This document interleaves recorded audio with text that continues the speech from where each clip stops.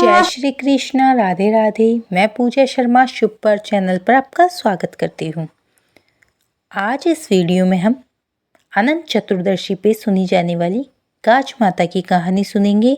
इस दिन गाज का डोरा लिया जाता है और गाज की कहानी सुनी जाती है।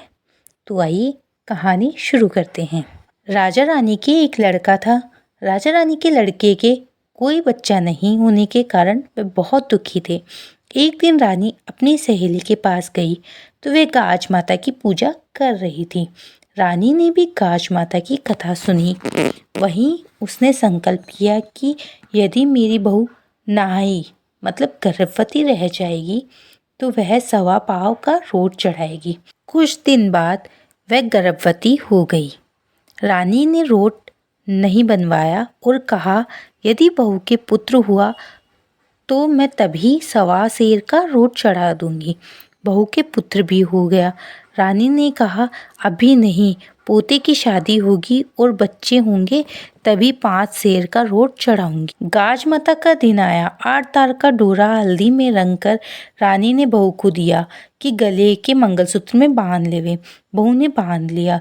रानी के बेटे ने पत्नी के गले में मंगलसूत्र में डोरा बंधा देखा तो अपनी पत्नी से कहा ये हीरे मोती के गहनों में पीला पीला डोरा क्या बांधा है, बुरा लग रहा है, खोलकर फेंक दो।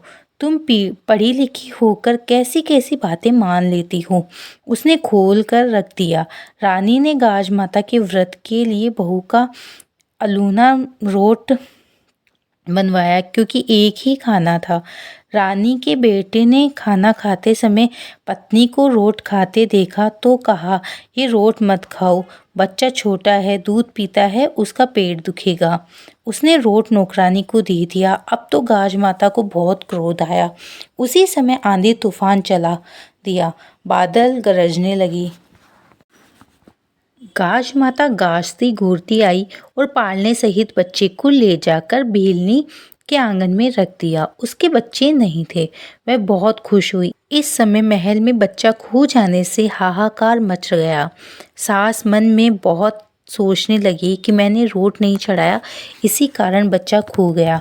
बहू सोचने लगी मैंने डोरा खोल दिया और रोट ना खाया, इसी का फल है। दोनों ही गाज माता से क्षमा मांगने लगी और रानी ने उसी समय 1.25 मन का रोट बनवाया कर गाज माता की पूजा की और रोट चढ़ाया।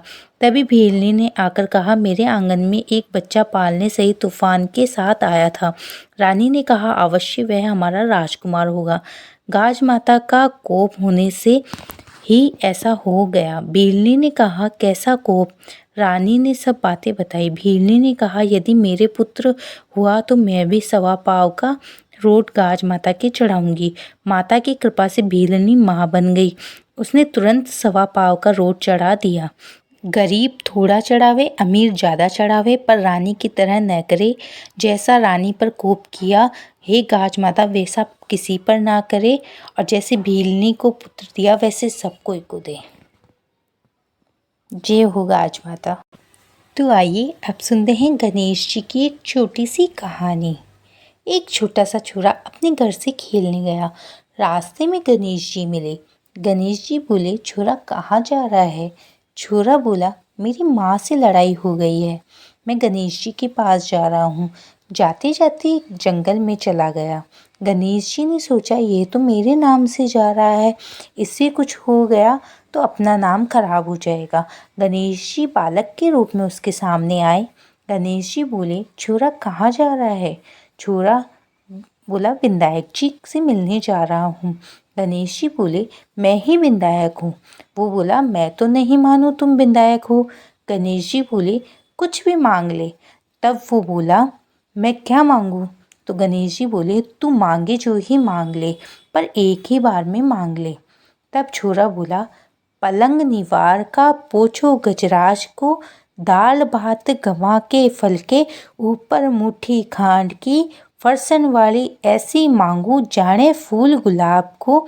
विनायक जी बोले छोरा तू तो सब कुछ मांग लियो, ऐसा ही हो जाएगा। छोरा घर पर आया तो देखा एक छोटी सी भेंदनी पलंग पर बैठी है और घर में बहुत धन हो गया।